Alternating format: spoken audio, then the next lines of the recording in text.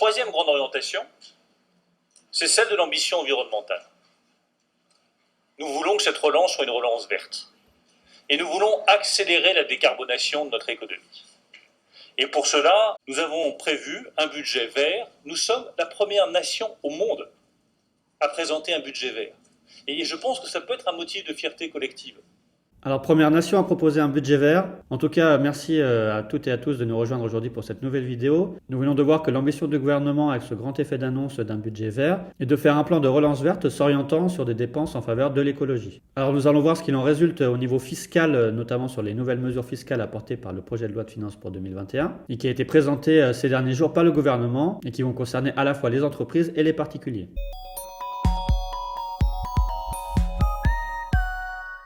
On va commencer tout d'abord par la diminution des impôts de production. En effet, premièrement, il était prévu la baisse de la cotisation sur la valeur ajoutée des entreprises à hauteur de la part affectée aux régions et d'ajuster le taux de plafonnement de la contribution économique territoriale en fonction de la valeur ajoutée. Ce qui fait en résultat que le taux d'imposition théorique de la CVAE va passer de 1,5% à 0,75% pour les impositions établies à compter de 2021. De même, le dégrèvement dont bénéficiaient les entreprises dont le chiffre d'affaires n'excédait pas 50 millions d'euros va être réduit de moitié. Enfin, il y a une mesure de réduction du taux de plafonnement de la contribution économique territoriale sur la valeur ajoutée qui va passer de 3% à 2%. La deuxième mesure, c'est la modernisation des paramètres d'évaluation des valeurs locatives des établissements industriels et également la modification du coefficient de revalorisation locative pour ces mêmes établissements. En effet, la valeur locative des établissements industriels va être également réduite de moitié à compter de 2021 en application d'une réduction du taux d'intérêt du prix de revient qui passera à 4% pour les sols et terrains et 6% pour les constructions et installations. De même, également une autre mesure importante en matière d'impôts locaux et impôts de production, ce serait l'exonération de contributions économiques et territoriales lors de la création de l'extension d'établissements, et ce qui permettrait une exonération temporaire de CFE au titre des 3 premières années. Ainsi, lors d'une création ou d'une extension d'établissement, on pourrait bénéficier pendant 3 ans d'une exonération de CFE. Néanmoins, cette exonération ne sera applicable que pour les créations et les extensions d'établissements effectuées à compter du 1er janvier 2021. On peut maintenant passer aux mesures qui traitent de l'impôt sur le bénéfice. La première, c'est la neutralisation fiscale des réévaluations libres des actifs qui pourront être effectuées dans le contexte de la crise Covid-19. En effet, le projet de loi de finances 2021 propose que les entreprises soient autorisées temporairement à réaliser sur option et dans une neutralité fiscale une réévaluation libre de leur immobilisation financière et corporelle. Ce dispositif s'appliquerait pour les réévaluations effectuées à compter du premier exercice clos au 31 décembre 2020 jusqu'au 31 décembre 2022. Et on aura alors pour les immobilisations amortissables un régime d'étalement des écarts de réévaluation sur 5 ou 15 ans selon la nature des biens. Et pour les immobilisations non amortissables, un régime de sursis d'imposition pour ces écarts de réévaluation jusqu'à la cession du bien. Au titre des mesures du projet de loi de finances pour 2021, il a également été prévu un étalement de la plus-value réalisée lors de l'opération de crédit-bail par l'entreprise sur la durée du contrat de crédit-bail sans que celle-ci puisse dépasser 15 ans. Ce dispositif s'appliquerait également sur option à compter des opérations effectuées à partir du 28 septembre 2020 jusqu'au 31 décembre 2022. Cette mesure serait réservée aux immeubles affectés aux opérations économiques à l'exclusion des immeubles de placement, sauf exception. Troisième mesure également en matière de crédit d'impôt recherche ou crédit d'impôt innovation. En effet, le doublement de l'assiette du crédit d'impôt en cas de sous-traitance à des entreprises publiques serait supprimé à compter du 1er janvier 2022. De même, on aurait une suppression du taux majoré du CIR de 50%. Pour les mesures en matière de TVA, la première grosse mesure, c'est l'instauration d'un régime facultatif de groupes en matière de TVA pour les assujettis établis en France qui ont des liens économiques et financiers et organisationnels. Ce dispositif devrait entrer en vigueur à compter du 1er janvier 2022 pour permettre l'exercice d'une option pour le régime de groupe à compter du 1er janvier 2023. Dans ce cas-là, ce serait l'assujetti unique tête de groupe qui remplirait les obligations en matière de TVA et le groupe serait constitué pour une durée minimale de 3 ans. En matière de TVA, on a aussi une mesure sur la clarification des régimes TVA pour les offres composites, donc qui reprend une jurisprudence de la Cour de justice de l'Union européenne lorsqu'on a des offres commerciales qui reprennent plusieurs éléments soumis à divers régimes TVA. Et aussi, autre mesure TVA qui suit l'impact de la crise économique Covid, c'est le report de la mise en place de la directive TVA sur les opérations de commerce électronique. L'entrée en vigueur de ce nouveau régime aurait dû se faire au 1er janvier 2021 et est reportée au 1er juillet 2021. De même, le projet de loi de finances apporte quelques aménagements sur les notions de livraison et de seuil applicable en matière de commerce électronique. Et nous reviendrons plus amplement en vidéo sur ce régime qui peut intéresser plusieurs de nos abonnés. Enfin, toujours en matière de TVA, on a aussi une conformité du régime de la TVA sur les gains de course hippiques qui fait suite à une jurisprudence de la Cour de justice de l'Union européenne. Parmi les autres mesures, on peut aussi penser à la refonte des taxes sur l'utilisation des véhicules à moteur et qui avait été initiée par la loi de finances pour 2020, et notamment avec la fixation d'un barème 2021 en matière de CO2 et de malus écologique, avec un malus CO2 écologique qui effectue un renforcement progressif des incitations environnementales, puisque ce malus écologique va durcir les seuils de déclenchement et ses plafonds.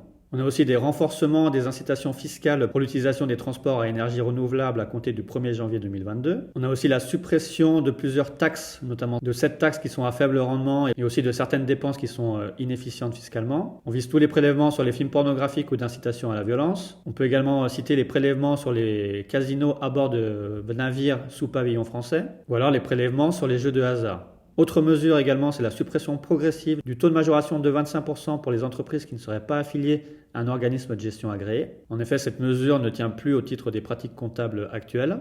On a également la simplification également au niveau de la vie des sociétés, puisqu'on a une suppression de certains actes d'enregistrement pour les sociétés, notamment lors de l'augmentation de capital ou réduction de capital, constitution de GE ou amortissement du capital. De même, il y a une simplification des démarches administratives puisqu'il est possible de procéder au dépôt des actes directement devant le greffe avant même les formalités devant le service des impôts, et même si l'exécution de l'enregistrement devant le service des impôts reste obligatoire. Également, il est prévu parmi les mesures du projet de loi de finances 2021 une harmonisation des mesures de recouvrement forcé pour les créances publiques. Parmi les mesures du projet de loi de finances en matière de contrôle et contentieux fiscal, on peut d'abord penser au taux de l'intérêt de retard qui va rester à 0,2% par mois, puisqu'on sait qu'avant, le 1er janvier 2018, il était de 0,4% par mois et qu'il avait été réduit à 0,2%. Cette mesure qui était censée être temporaire va perdurer à compter du 1er janvier 2021. On a aussi une sécurisation du droit de communication de l'administration fiscale sur les données de connexion auprès des opérateurs de téléphone et d'Internet. En effet, cette mesure indispensable pour la lutte contre la fraude fiscale sera maintenant placée sous l'autorisation d'un contrôleur des demandes de connexion, qui devrait être en alternance un membre du Conseil d'État ou un magistrat de la Cour de cassation.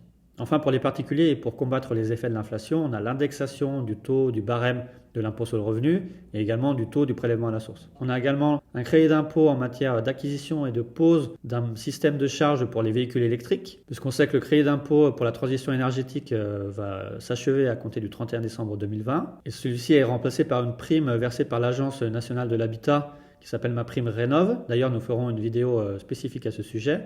Mais cette prime ne prenait pas en compte les poses et l'acquisition de systèmes de charge pour les véhicules électriques. Ainsi, un crédit d'impôt est créé pour faire perdurer ce régime qui était prévu par le CITE. Enfin, dernière mesure, c'est la simplification du régime de facturation de l'électricité pour les fournisseurs qui devrait normalement bénéficier aux consommateurs avec une facture plus lisible et une diminution du volume de factures rectificatives au cours d'année. Nous sommes la première nation à présenter un budget vert, avec des indicateurs précis qui permettent de savoir quelles sont les dépenses budgétaires favorables à l'environnement et de reconnaître aussi que certaines le sont moins. Alors on en a terminé avec toutes les mesures qui ont été présentées par le gouvernement la semaine dernière pour le projet de loi de finances pour 2021. Il faut bien préciser que ces mesures vont faire l'objet de discussions, d'autres amendements vont être apportés, et il y aura certainement des modifications ou des aménagements ou voire des suppressions de ces mesures. Donc il faudra suivre dans les prochains mois toutes les nouveautés fiscales qui vont être apportées au titre de cette loi de finances pour 2021. Et si on veut regarder un peu toutes les mesures en faveur de l'écologie qui sont prévues dans ce fameux budget vert, on peut s'apercevoir qu'en matière fiscale, c'est plus des mesures de soutien des entreprises suite au Covid que des mesures vraiment en faveur de l'environnement. Mais pour terminer la vidéo et pour parler un peu plus environnement et mesures fiscales d'incitation, on peut parler de la prime Rénov' qu'on a évoquée très rapidement avant.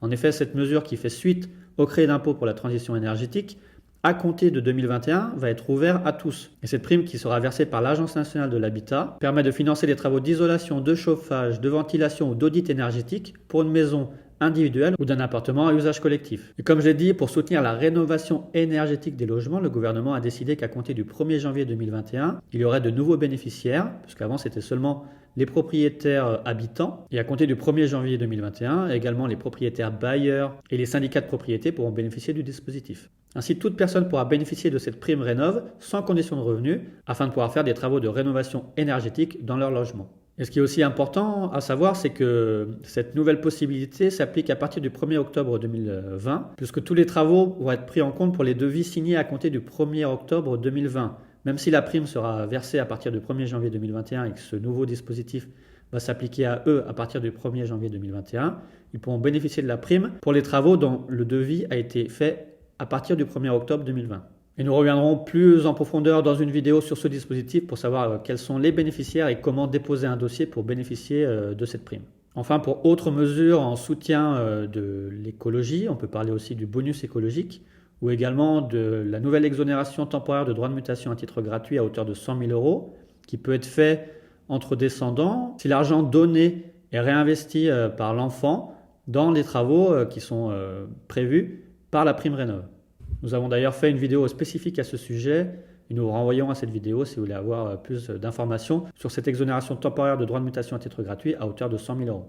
Enfin, pour terminer sur cette vidéo de présentation des mesures fiscales en faveur de l'environnement et des mesures fiscales plus générales présentées par le gouvernement, il faut savoir que ces mesures vont être discutées devant l'Assemblée et devant le Sénat, que des amendements vont être apportés, d'autres mesures vont arriver. Les premiers débats vont commencer à partir du 12 octobre 2020 et l'adoption définitive de la loi de finances ne devrait pas arriver avant la fin décembre 2020. Ainsi, je veux bien répéter que certaines des mesures que nous avons exposées ici seront modifiées, amendées, voire rejetées. C'est pour ça que nous avons choisi, comme chaque année, de faire une présentation de la loi de finances. Celle-ci, cette année, se fera sous forme de webinar et nous vous invitons à vous inscrire pour une présentation qui aura lieu début janvier 2021 pour avoir connaissance de toutes les mesures jurisprudentielles de l'année et des nouvelles mesures fiscales prévues par la loi de finances. Vous pouvez envoyer vos demandes d'inscription sur info@cabinetlrk.com pour que vous puissiez suivre la présentation de la loi de finances début janvier 2021. Maintenant, nous avons fait le tour des mesures du budget vert présentées par le gouvernement. Nous remercions d'avoir suivi cette vidéo. Nous invitons à la liker et à la partager au plus grand nombre.